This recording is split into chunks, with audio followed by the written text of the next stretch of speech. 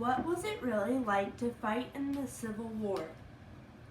We tend to think of the Civil War in dramatic terms, but they really don't summarize the actually lived experiences of the fighting men. Fighting in the Civil War was terrible. 1. It was tedious or very boring.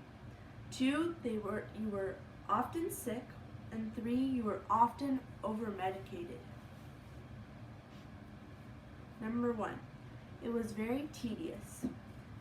After you had enlisted or been drafted, you were sent to a training camp. You had a lot of free time. As August V. Kotz said, a soldier should, quote, should learn to wait. A soldier's life is made up in waiting for the critical moments. Most smoked or gambled or had dog or rooster fights. They also drank. If you were captured, it became even more boring and even more frightening. Other things that they would do was either go and pray or do artwork. And there was a tedium of food. They were fed a very dull diet. They were usually given rations of salted meat, sugar and salt, coffee, dried fruits and vegetables, and hardtack, which they used to wipe up the plates. Then they would eat it. Dinner and breakfast, which is really lunch and breakfast, were the same, and supper usually had no meat or vegetables. Number 2, you were often sick. There was limited hygiene facilities. The men took baths in rivers and lakes, and people from rural areas had low immunity. Common viruses such as typhoid fever, malaria, pneumonia, tuberculosis, and scarlet fever, to name a few.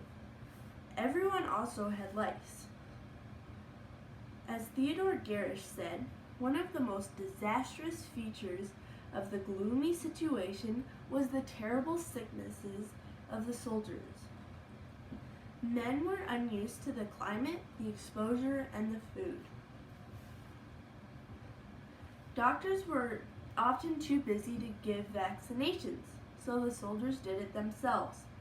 They would cut themselves with pocket knives, clothespins, or even rusty nails. Then they would take the liquid, such as pus or whatever, from an infected person and put it in their cut. And that's how they vaccinated each other. Third reason was they were often over-medicated. Opiates and other drugs were widely used. At the time, heroin used to be on sale in the Sears Roebuck catalog. Laudanum was a liquid opium. Doctors used to give it to women before the war, and then it was mainly used for soldiers. Laudanum, or as Catherine Clinton said, laudanum was commonly used throughout the antebellum era, prescribed with unfortunate frequency for women complaints. She goes on to say that the addicts, or quote, the addicts were disproportionately upper class, southern, white, and female. Some of these harmful drugs were also painkiller, relaxer, or sleeping pills. Because of this, soldiers often saw the battle through cloudy vision. One account is from William H. Taylor. He was an assistant surgeon for one of the Confederate armies. They would often give out drugs, and almost no matter the condition, and some of these were drugs such as a plug of opium or mercury, which we now know is very fatal. Another federal surgeon said that he poured powder in his hand, and the soldiers had to lick it off of morphine powder, or lick the morphine powder off his hand.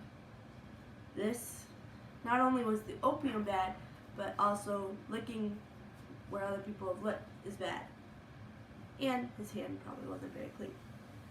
We tend to think of the Civil War in dramatic terms, and they don't really summarize the actually lived experiences of the fighting men. Fighting in the Civil War was terrible. Number 1, it was tedious. Number 2, you were often sick. And number 3, you were often over-medicated. Thank you.